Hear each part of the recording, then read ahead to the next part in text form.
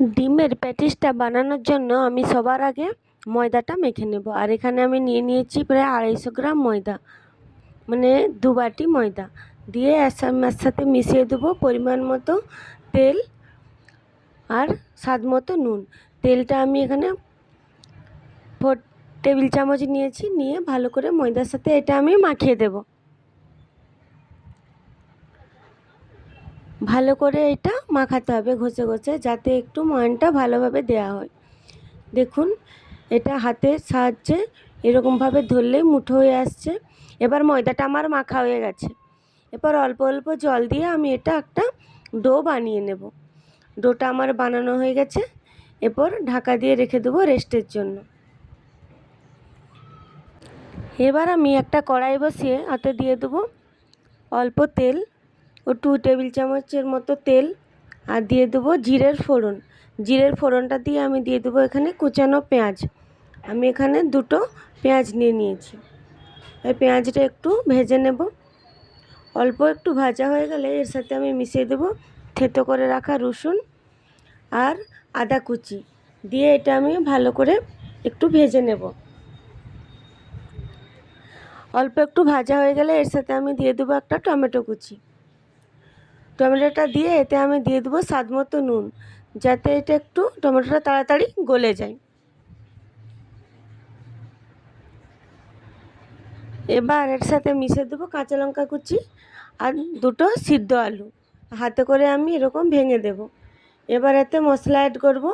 এখানে দিয়ে দেবো সামান্য কাশ্মীরি লঙ্কার গুঁড়ো, জিরে গুঁড়ো আর ধনে গুঁড়ো দিয়ে এটা আমি ভালোভাবে একটু কষিয়ে নেব।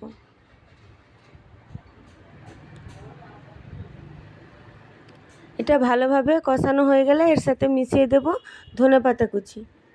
ধনেপাতা কুচিটা দিয়ে আমি এটা এরপর নামিয়ে নেব। এখানে আমি 3টে সিদ্ধ ডিম নিয়ে নিয়েছি, আর এই ডিমগুলো একটু টুকরো করে কেটে নেব, মানে যাতে 4টে টুকরো হয়। দুভাগ কেটে নিয়ে আমি এটা রেখে দেব। এরপর একটা অন্য বাটিতে 2 চামচ ঘি নিয়ে আর 2 চামচ কর্নফ্লাওয়ার দিয়ে একটা মিশ্রণ তৈরি করে নেব। এইটা আমার পরে কাজে লাগবে। ঢাকনা খুলে দেখে নেব ময়দাটা আমার, দেখুন একটু হাতে করে এরকম দলে নেব, নিয়ে আমি এটা রুটির মতো লেচি কেটে নেব। লেচি কেটে নিয়ে আমি একটা রুটির মতো করে বেলে নেব। আমার সব লেচিগুলো কাটা হয়ে গেছে। এবার যেমন রুটি বেলে সেরকম করে বেলে নেব। আমি এতে সামান্য ময়দা ছড়িয়ে দিয়েছি। আমি এরকম করে সব রুটিগুলোই বানিয়ে নেব। সব রুটিগুলো বানানো হয়ে গেছে। এরপর যে মিশ্রণটা বানিয়ে রেখেছিলাম সেটা এর মধ্যে দিয়ে দেব। এরকম হাতে করে 4 সাইডে লাগিয়ে দেব, দিয়ে তার উপরে আর একটা রুটি দিয়ে দেব। আবারও মিশ্রণটা দিয়ে দেব, দিয়ে অল্প একটু ময়দা ছড়িয়ে আবারও একটা রুটি এর মধ্যে আমি দিয়ে দেবো। এমনি করে সব রুটিগুলোই আমি এরকম পাট পাট করে একটা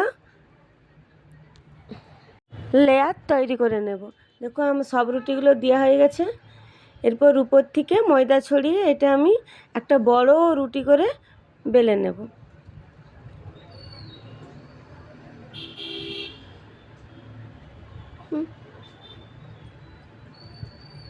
আমার বড় রুটি করে বেলা হয়ে গেছে। এরপর একটা ছুরি দিয়ে আমি এটা কেটে নেব।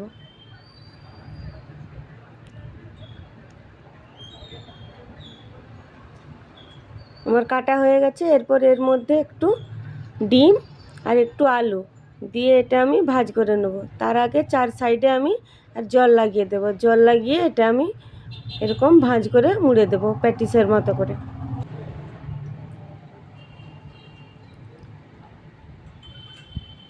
আমার একটা প্যাটিস বানানো হয়ে গেল, আর একটা আপনাদেরকে মুড়ে দেখাচ্ছি।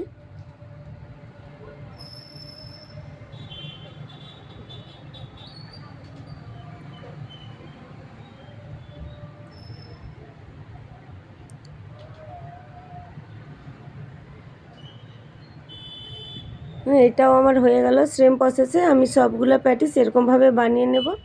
আমার সবগুলো বানানো হয়ে গেছে। এবার কড়াইয়ে তেল দিয়ে এগুলো আমি ভেজে নেব।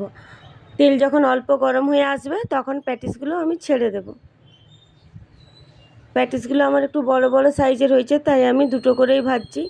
আপনারা বেশি করে দিয়েও ভাজতে পারেন। যতটা তেল দিবেন সেই পরিমাণেই আপনারা প্যাটিস দেবেন। আমার হয়ে গেছে, এরপর নামিয়ে নেব। আরও দুটো আমি ভেজে দেখাবো।